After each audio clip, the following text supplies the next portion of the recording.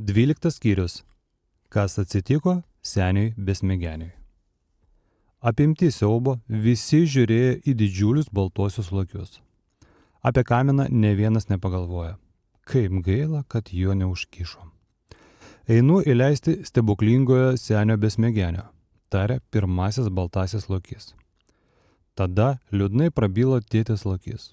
Pusbroliai, kodėl mes tapome priešais? Iki šiol buvom geri draugai.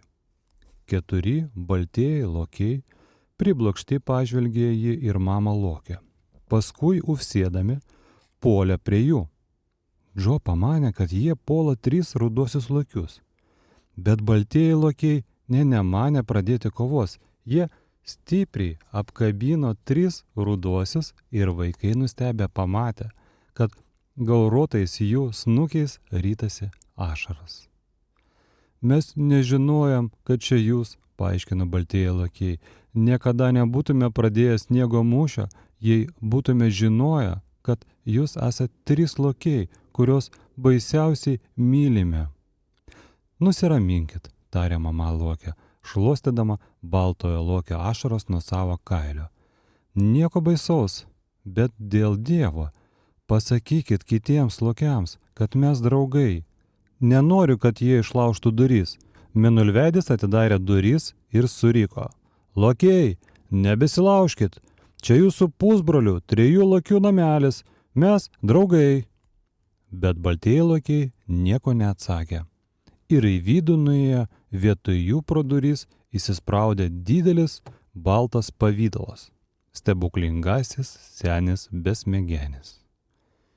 Kambarėje visi pakraupo. Baltieji lokiai nusigando, nes jis buvo jų šeimininkas.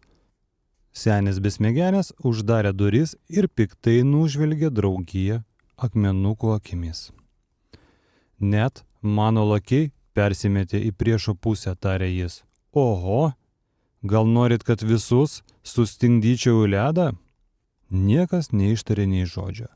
Tik mėnulveidas uždarė duris ir nuėjo prie židinio. Įmetė 3 didžiulės pliauskas ir mirktelėjo betai. Senis besmegenis čiupo vieną baltąją lokį už pakarpos ir papurtė. Ir balsas atsirado, tarė jis. Ar nebuvau liepęs užsėti užuot kalbėjus? Kalbančių lokių man nereikia. Jis čiupo kitą lokį ir pakratė. Vadinasi, jūs mano priešų draugai? Paklausė. Kambaryje pasidarė labai karšta. Džo nusivilko paltą, kiti irgi. Mėnulveidis vogčia įmetė dar vieną pliauską. Ugnis smagiau suspraksėjo. Didžiulės liepsnos pašoka iki kamino. Faranė mielai būtų nusirengusi nuoga, taip jai buvo karšta. Kodėl mėnulveidis taip prikaitino kambarį, piktai pagalvojo ji. Bet kai jau ruošėsi užsipulti mėnulveidį, šis mirktelė ir Franė suprato. Jis aiškiai buvo kažką sumanęs. Senis besmegenis toliau bambėjo ir grasino. Visi klausėsi ir tylėjo. Mėnulveidas pakurstė ugnį. Liepsnos pašoka dar aukščiau. Dabar klausykit, ką aš padarysiu, paskelbė senis besmegenis. Aš pasiimsiu šį dailų namuką ir apsigyvensiu jame, o jūs galit šalti ledo name, jei norit. Turėsit man tarnauti ir daryti taip, kaip liepsiu. Gerai, sutiko visi, nes jau suprato, ką sumanė mėnulveidis. Jis norėjo taip prikaitinti kambarį, kad stebuklingasis senis besmegenis ištirptų. Gudrus tas mėnulveidis. Plačią baltą senę besmegenio nugarą, kuri buvo arčiausiai ugnies, tekėjo vandens srovele. Mėnulveidis slapčia parodė ją ir nusišypsojo. Franiai plačiai besišypsant mėnulveidis pasirodė toks juokingas, kad ji pradėjo kikenti. Nesusilaikė, auksakasė irgi prunkštelėjo ir įsikišo į burną nosinaitę. Sukikeno ir lokiukas. Kaip drįstat juoktis, supyko senis besmegenis.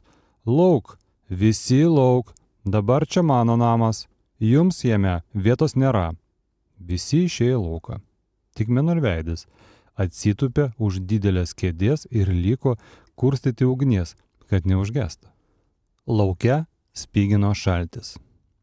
Baltieji lokiai mikliai sukasi didelę sniego krūvą apsisaugoti nuo vėjo. Visi sutupė už jos ir susiglaudę, kad būtų šilčiau.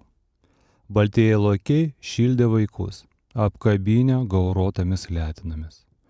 Kokie jie geri, pamanė sau Džo. Laukti teko ilgai.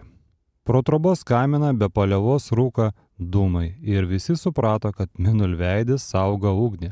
Lokiai ufsėjo, o vaikai šnipždėjasi.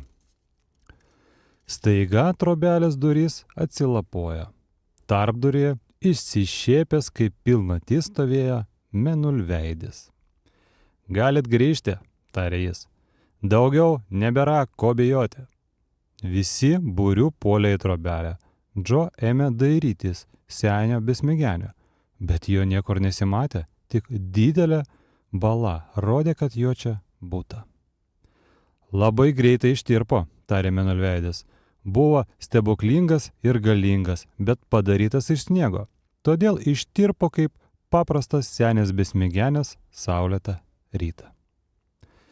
Baltieji lokiai džiaugsmingai suufsėjo. Jiems buvo seniai įgrisę tarnauti seniui besmegeniai.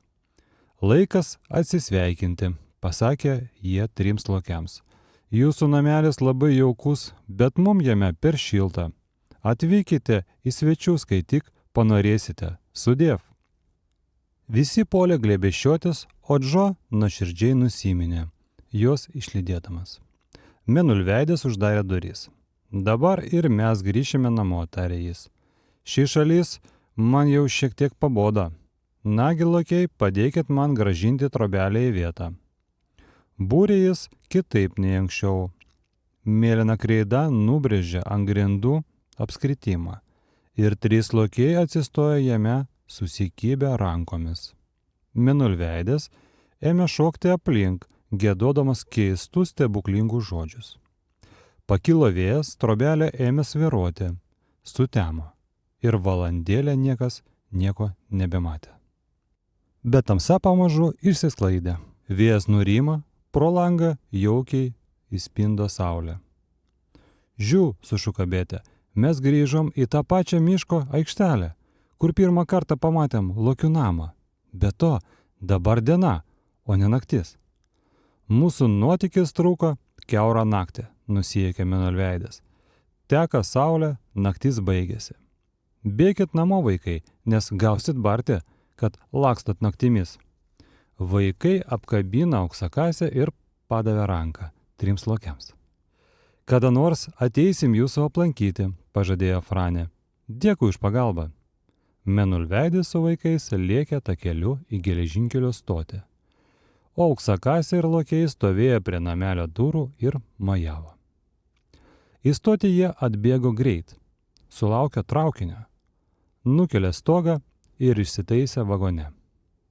Parvažiavę į užburtą mišką vaikai atsisveikino su Mėnulveidžiu, o Franė jį pabučiavo už pagalbą. Jis taip nudžiugo, kad visas milžiniškas veidas paraudonavo kaip aguona ir Betė ėmė juoktis. Dabar tu panašus į besileidžiančią saulę, tarė ji. Turėtum vadintis Saulėveidžiu.